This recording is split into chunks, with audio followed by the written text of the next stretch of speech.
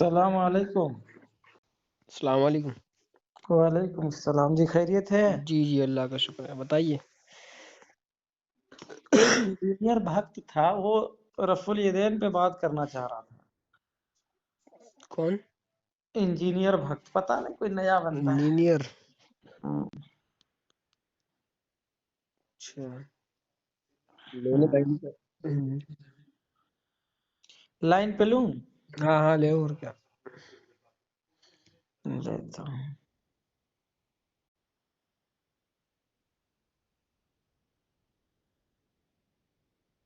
آپ جس ویکتی سے بات کر رہے ہیں انہوں نے آپ کے کال کو ہولڈ پر رکھا ہے، کرپیا لائن پر بنے رہی۔ The person you are speaking with has put your call on hold. Please stay on the line. آپ جس ویکتی سے بات کر رہے ہیں انہوں نے آپ کے کال کو ہولڈ پر رکھا ہے، کرپیا لائن پر بنے رہی۔ The person you are speaking with has put your call on hold. Please stay on the line. آپ جس ویکتی سے بات کر رہے ہیں انہوں نے آپ کے کال کو ہولڈ پر رکھا ہے، کرپیا لائن پر بنے رہی۔ The person you are hello Abdul Haq بھائی، جی جی، وہ تو ابھی شاید بیزی ہے، پتہ نہیں کیا ہے۔ جب تک کے لیے عبد الحنان کو دیکھو نا۔ عبد الحنان؟ میں کروں گا تو وہ اٹھائے گا نہیں، خبیث۔ عبد الحنان میمن۔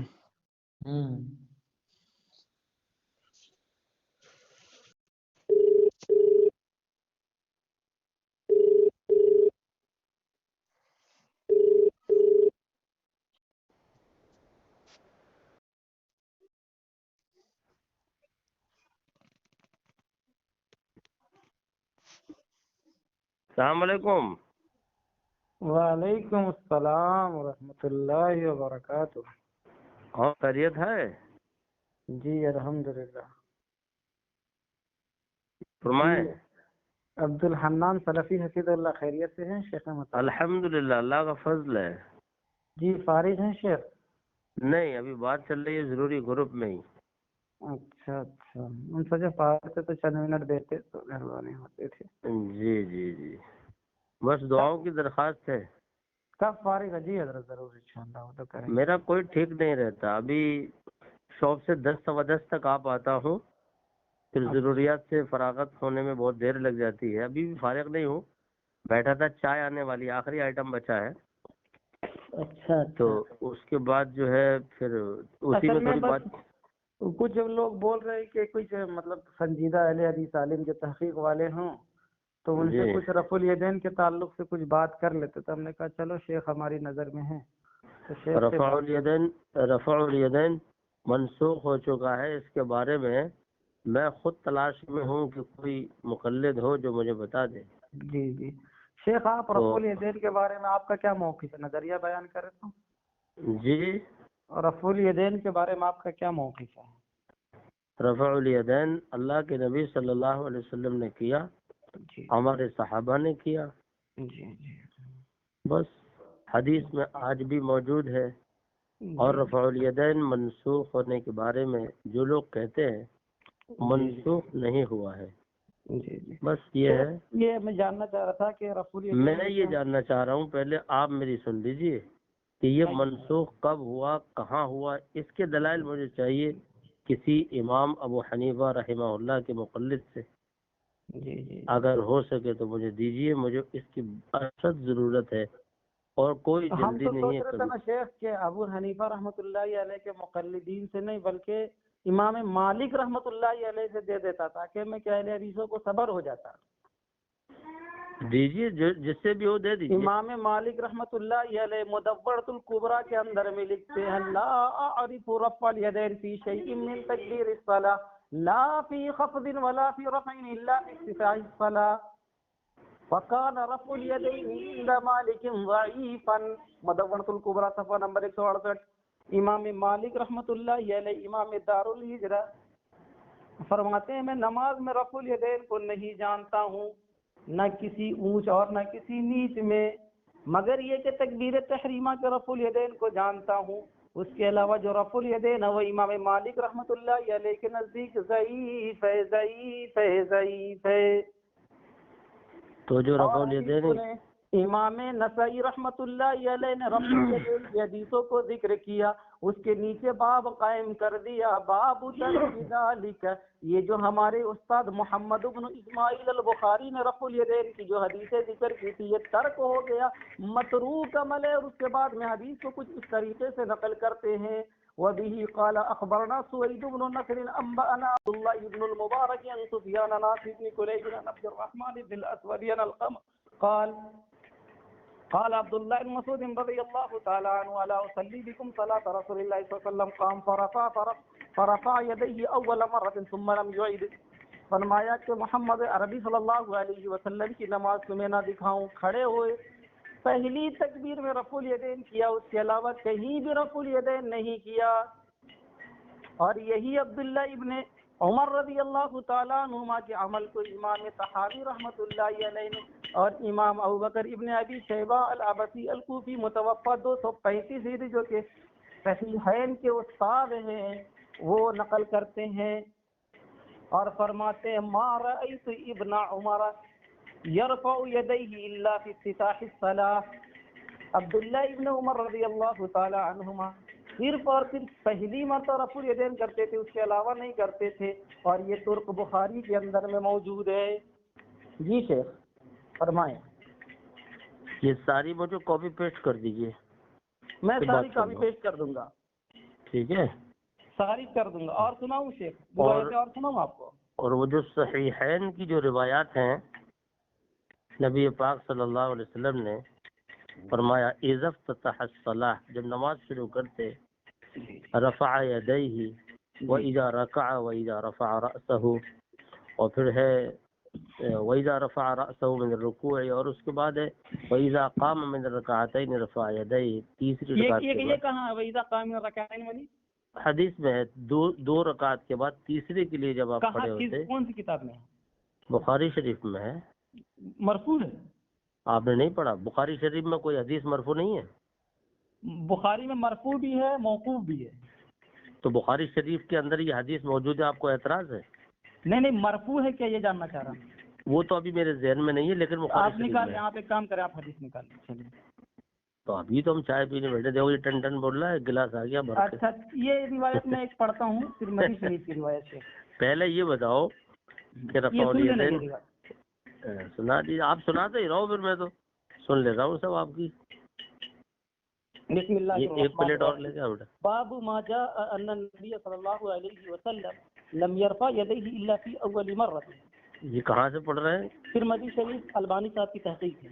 اچھا اچھا اچھا، روایت 257 ہے، لکھتے ہیں وبه قال حدثنا حناد قال حدثنا وكيع عن سفيان عن نافع بن كليب عن عبد الرحمن بن الاسود عن القمة قال قال عبد الله بن مسعود رضي الله تعالى عنه الا اصلي بكم صلاة رسول الله صلى الله عليه وسلم فصلى فلم يرفع يديه الا في اول مرة۔ لکھتے ہیں یہ روایت صحیح ہے، اور نیچے میں تخریج میں لکھتے ہیں سنن نسائی کے اندر بھی یہ روایت موجود ہے۔ کہتے ہیں قال وفي الباب عن البراء بن عازب قال ابو عيسى حديث ابن مسعود حديث حسن وبه يقول غير واحد من آل اصحاب النبي صلى الله عليه وسلم والتابعين وهو قول سفيان الثوري واهل الكوفة۔ پیغمبر کی نماز کا طریقہ بتا رہے ہیں، جی نماز پڑھی صرف اور صرف تکبیر تحریمہ کے رفع الیدین کیا، اس کے علاوہ نہیں کیا۔ کہتے ہیں کہ اس باب میں براء بن عازب رضی اللہ عنہ سے روایتیں آئے ہیں۔ امام ابو عیسیٰ ترمذی فرماتے ہیں حدیث ابن مسعود حدیث حسن ہے، اور اسی کے قائل ہیں اکثر و بیشتر اہل علم اصحاب نبی صلی اللہ علیہ وسلم تابعین، اور یہی قول سفیان بن سعید مسروق ثوری رحمۃ اللہ علیہ کا اور اہل کوفہ جہاں 1500 صحابہ کرام تھے۔ اور ایک بات بتاؤ عبداللہ، جی وہ جو آپ کے بڑے بڑے اکابر علماء ہیں جو لکھ کر گئے ہیں کہ رفع الیدین کی احادیث صحیح اور زیادہ ہیں، ان کا کیا کرو گے؟ آپ ان سے بڑے قابل کہاں ہے؟ پڑھیے نا، وہ پڑھیے نا، آپ نے نہیں پڑھا ابھی؟ پڑھیے نا، آپ پڑھیے نا شیخ، ہم آپ کیا سننا چاہ رہے ہیں؟ آواز نہیں آ رہی؟ سلاکے کی میں چائے پی رہا ہوں، میں نے کہا تھا میں جھوٹ تھوڑی بولتا ہوں، دیکھو اچھا تو میں سناتا جاؤں عبداللہ بن مسعود رضی اللہ عنہ کی میں تو ابھی کہہ رہا تھا چائے پی لو۔ نہیں آپ مجھے سنیے نا شیخ، آپ مجھے صحیحین سے وَإِذَا قَامَ مِنَ الرَّكْعَتَيْنِ کی ایک مرفوع حدیث پیش کر دیتے شیخ. وَإِذَا قَامَ مِنَ، ارے اب میں نے یہ کہا چائے پی رہا ہوں، وہ مرفوع ہے، بخاری شریف کی حدیث ہے، بخاری شریف کی حدیث بخاری پہ شریف مرفوع کا نہیں بھی درجہ ہوگا جو تو ہے وہ اعتراض نہیں ہوگا، ہونا مرفوعاً پر ہے، چاہیے آپ کو. مرفوعاً پر موقوفاً پر نہیں ہے. میں یہ کہہ رہا ہوں وہ تو مرفوع دیکھنے روایت میں، پڑھیں آپ، مرفوع روایت. کیسی بات کر رہے ہو، میری بات تو سنو، سنائیے، اپنے بولتے چلے جاتے ہو، کبھی کبھی تم کیا ہو جاتا ہے، گنیا کھاتے ہو کیا؟ نہیں نہیں، مجھے حدیث سننے کا بہت زیادہ شوق ہے. مجھے بھی شوق ہے، لیکن اب میں چائے پی رہا ہوں، اب وہ میرے سامنے بخاری شریف تو کھلی رکھی نہیں ہے، اور اتنا کہاں تک یاد رہے گا یہ مرفوع ہے یہ کون سی ہے. اچھا چلیے میں پڑھتا ہوں. لیکن الفاظ مجھے یاد آ گئے، وَإِذَا مرفوع قَامَ نہیں ہے، مِنَ وہ مرفوع الرَّكْعَتَيْنِ نہیں ہے، رَفَعَ يَدَيْهِ. تو وہ مرفوع نہیں حدیث اگر نہیں بھی ہوئی تو کیا وہ تسلیم نہیں کی جائے گی؟ تسلیم کی جائے گی، تو پھر درجہ وہ نہیں رہ جاتا ہے نا، درجہ وہ نہیں رہتا ہے. ہاں، بخاری شریف کی حدیث کا درجہ وہ نہیں رہے گا مرفوعاً پر ہے نا اتفاق، موقوفاً پر کوئی جس کو اتفاق اصح نہیں ہے. الکتب کہا گیا ہے، کیا چیز؟ جس کو اصح الکتب بعد کتاب اللہ کہا گیا ہے. اصح الکتب بعد کتاب اللہ، یہ حنفیوں کا نعرہ ہے.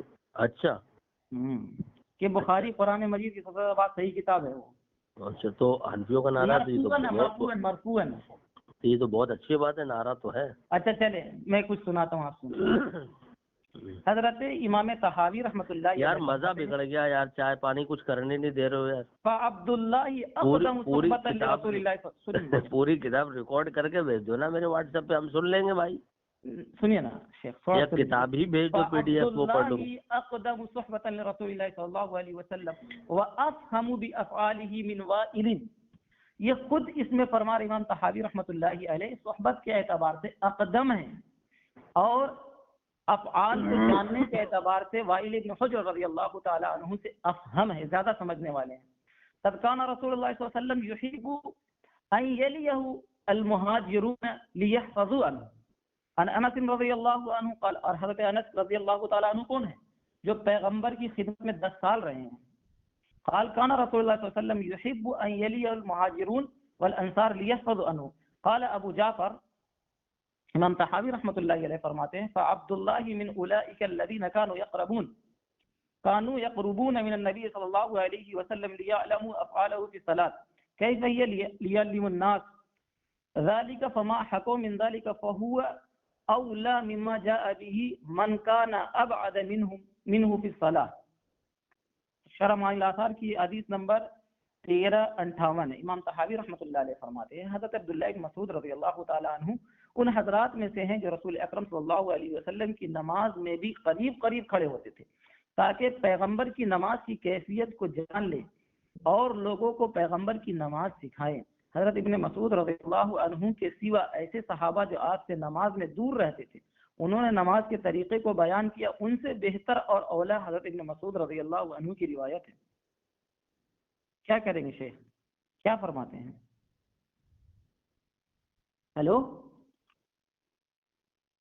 عبدالحق بھائی، ایک چلے گا مجھے لگ رہا شاید. ہاں شیخ بھاگ گئے ہیں؟ بھاگ گئے.